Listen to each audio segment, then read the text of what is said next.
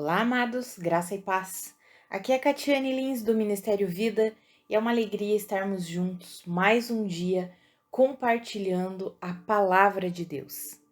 Nós estamos meditando nas cartas do Novo Testamento e hoje nós iniciamos a segunda carta aos Tessalonicenses. Nós já vimos na primeira carta aos Tessalonicenses que essa igreja era uma igreja que estava firmada na fé em Cristo Jesus, no amor de Deus, mas eles tinham algumas dúvidas em relação à vinda do Senhor Jesus Cristo.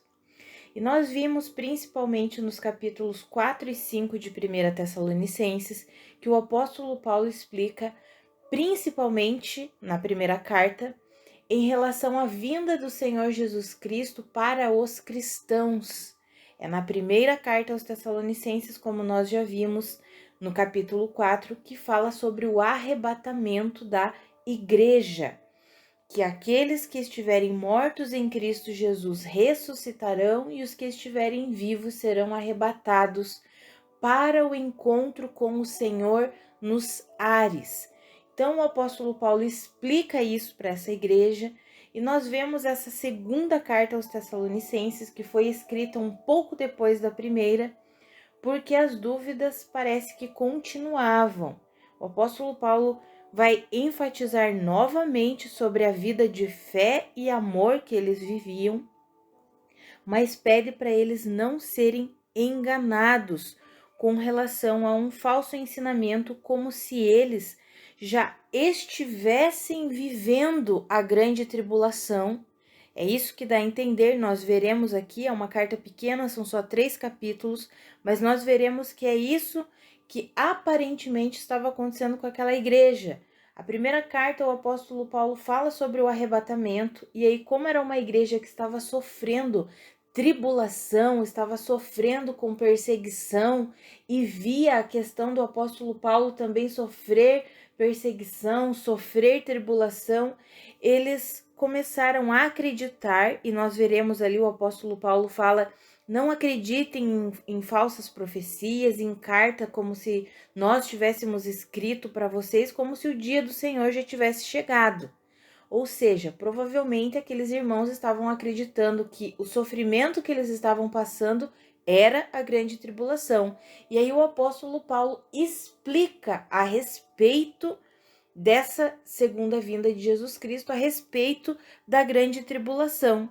Então, nesse primeiro capítulo, é um capítulo bem pequeno, e eu quero ler com os irmãos, eu creio que os irmãos já leram o capítulo do dia, mas eu quero ler com os irmãos o texto do versículo 3 até o 10, para nós vermos algumas coisas importantes aqui para o nosso aprendizado, né? Para nós extrairmos tudo aquilo que a palavra de Deus tem para nós desse capítulo.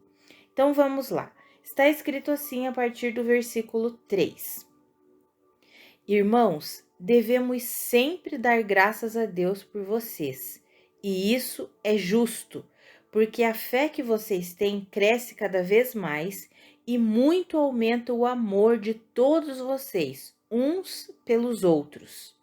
Por esta causa, nós nos gloriamos em vocês entre as igrejas de Deus, pela perseverança e fé demonstrada por vocês em todas as perseguições e tribulações que estão suportando. Elas dão prova do justo juízo de Deus e mostram o seu desejo de que vocês sejam considerados dignos do seu reino, pelo qual vocês também estão sofrendo. É justo da parte de Deus retribuir com tribulação aos que lhes causam tribulação e dar alívio a vocês que estão sendo atribulados e a nós também. Isso acontecerá quando o Senhor Jesus for revelado lá dos céus com os seus anjos poderosos em meio a chamas flamejantes. Ele punirá os que não conhecem a Deus e os que não obedecem ao Evangelho de nosso Senhor Jesus. Eles sofrerão a pena de destruição eterna, a separação da presença do Senhor e da majestade do seu poder. Isso acontecerá no dia em que ele vier para ser glorificado em seus santos e admirado em todos os que creram, inclusive vocês que creram em nosso testemunho. Amados, aqui é interessante que o apóstolo Paulo explica o que acontecerá na grande tribulação e qual é a natureza dessa segunda vinda de Cristo Jesus em relação ao mundo, aqueles que não creem em Cristo Jesus. Nós já vimos lá no capítulo 5 de 1 Tessalonicenses que está escrito que Jesus virá como um ladrão, mas a palavra diz que ele virá como um ladrão para aqueles que não creem. Nós vimos nos versículos 4 e 5, lá do capítulo 5 de 1 Tessalonicenses, que nós não estamos nas trevas para que o dia nos surpreenda como ladrão, mas nós somos filhos da luz, nós esperamos a vinda de Jesus, então nós não seremos surpreendidos com o dia do Senhor. Para nós, o dia do Senhor não virá como um ladrão, mas para aqueles que não creem, sim, virá como um ladrão, porque eles não esperam isso. Aqueles que não creem em Jesus não esperam a vinda de Jesus. Por isso que a vinda de Jesus será como um ladrão. E é interessante que normalmente a Bíblia fala sobre ladrão. Ladrão é aquele que rapta, que rouba alguma coisa. E normalmente essa expressão ladrão é usada para falar de Satanás. Mas a única vez que fala essa palavra ladrão relacionado a Jesus é na segunda vinda de Jesus, que fala que será como um ladrão. Jesus também fala isso quando ele menciona toda essa questão escatológica, digamos assim, lá em Mateus, no capítulo 24, ele alerta que a volta dele será como um ladrão. Mas por que Jesus faz essa comparação? Amados, porque nós já vimos que o primeiro evento que marca a volta de Jesus é exatamente o arrebatamento, o rapto da igreja.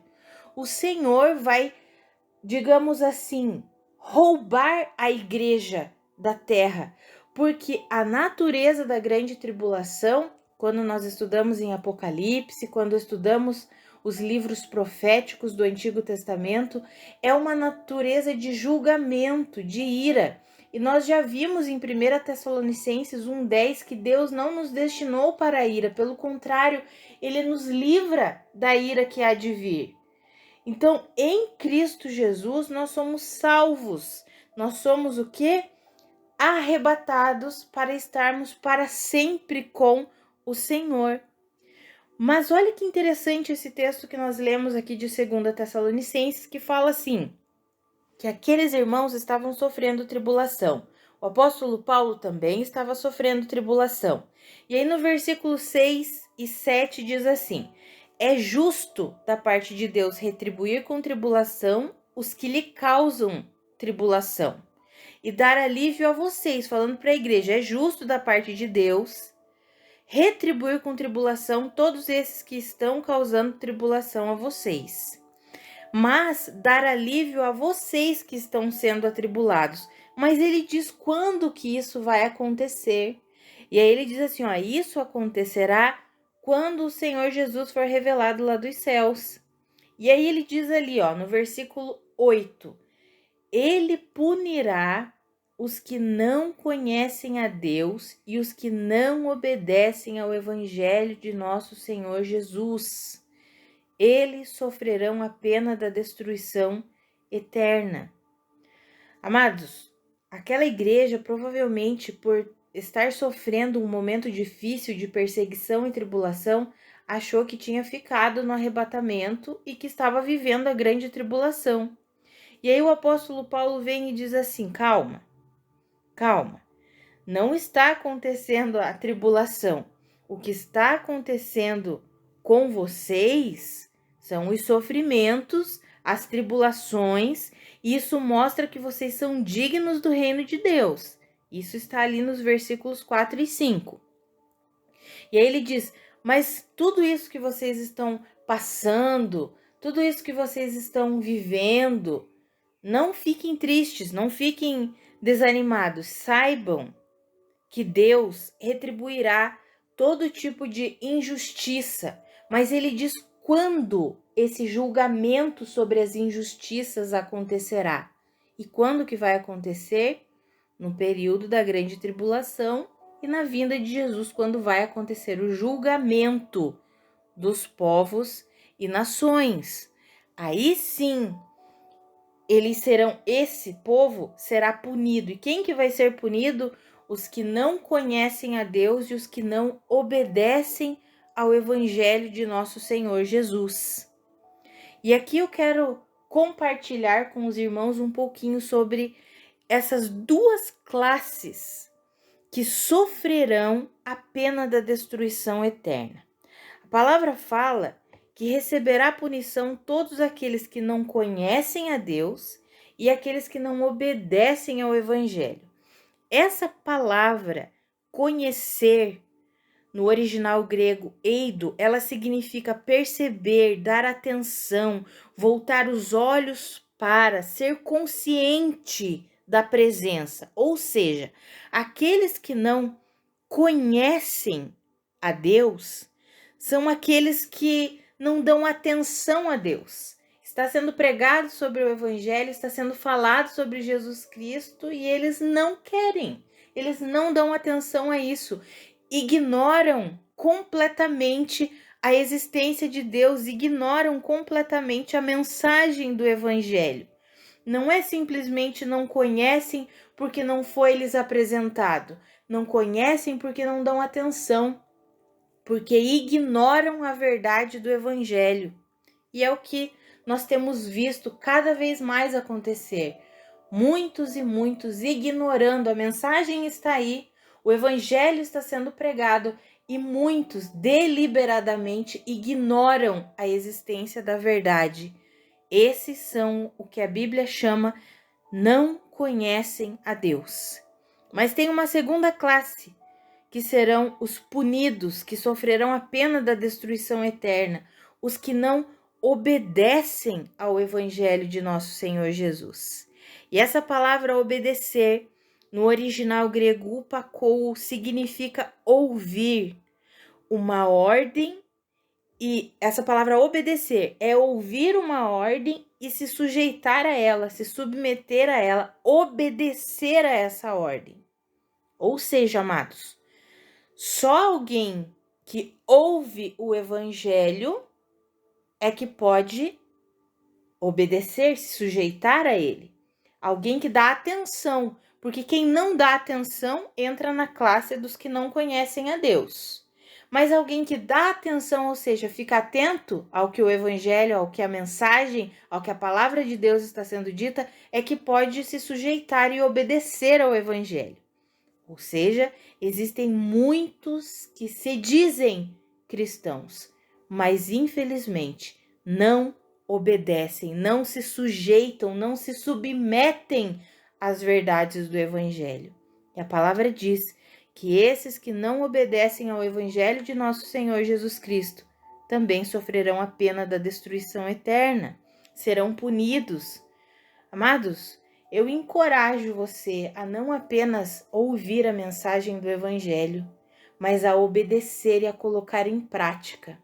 É por isso que a carta do apóstolo Tiago fala tão claramente que a fé sem obras, ela é morta. Muitas vezes, alguns leem a carta de Tiago e acham que ela é contraditória com a mensagem das cartas do apóstolo Paulo. Não é não. A carta de Tiago, ela é uma carta prática, ela nos ensina que não tem como eu declarar que eu tenho fé em Cristo Jesus sem manifestar essa fé através das minhas obras. E como que eu manifesto? Por meio da obediência à mensagem, por meio da obediência ao Espírito Santo. É o que o apóstolo Paulo escreve em Romanos capítulo 1, versículo 5, que Deus chamou um povo para a obediência que vem da fé. A questão é que nós não obedecemos apenas regras exteriores, mas nós obedecemos o Espírito Santo de Deus que habita em nós, que nos conduz por meio da verdade da palavra de Deus. Então não adianta nós só ouvirmos o Evangelho se não colocarmos em prática, se não obedecermos aquilo que Deus nos pede. Então eu oro para que eu e você tenhamos o nosso coração sempre rendido ao Senhor, que nós não sejamos aqueles que não obedecem ao Evangelho do Senhor Jesus Cristo. Pelo contrário, que nós nos sujeitemos, em nome de Jesus, que nós não sejamos apenas cristãos professantes, só professamos a fé cristã, mas não obedecemos ao Senhor. Amados, nós que de fato cremos em Cristo Jesus, nós nascemos de novo, temos a semente de Deus habitando em nós e por meio do Espírito Santo nós obedecemos a palavra de Deus. Vamos orar? Pai, muito obrigada pela tua palavra, muito obrigada pela tua mensagem. Pai, obrigada porque o Senhor nos adotou como seus filhos. Pai, obrigada porque o Senhor nos deu uma nova vida. Pai, eu oro pela vida dos meus irmãos, e se tem alguém que ficou em dúvida, será que eu nasci de novo? Será que de fato eu obedeço ao Senhor Jesus? Pai, eu oro para que ele seja convencido nessa hora, que o Senhor Espírito Santo o convença do pecado, da justiça e do juízo, e o coração do meu irmão seja tranquilizado no descanso que há em Cristo Jesus. Em Cristo Jesus nós podemos confiar e podemos viver, Pai, tudo aquilo que o Senhor conquistou para nós, uma vida abundante, uma vida gloriosa, e nós viveremos dia após dia para a sua glória, Pai. Pai, eu oro em nome de Jesus que os meus irmãos sejam fortalecidos no Senhor, que a fé deles seja fortalecida no Senhor e eles possam colocar em prática tudo aquilo que eles têm aprendido. Pai, que eles compreendam que não é pela força do seu braço, mas é pelo poder e pela capacitação que vem do teu Espírito. É assim que nós podemos obedecer ao Evangelho do Senhor. É assim que podemos colocar em prática a vida que o Senhor conquistou para nós, confiando, nos alimentando, nos enchendo com as tuas verdades e confiando que é o Senhor atuando em nós, é o Senhor nos capacitando, é o Senhor nos fortalecendo, Pai, em nome de Jesus. Amados, que a graça e a paz de Cristo sejam multiplicadas sobre a sua vida. Um grande abraço e até amanhã.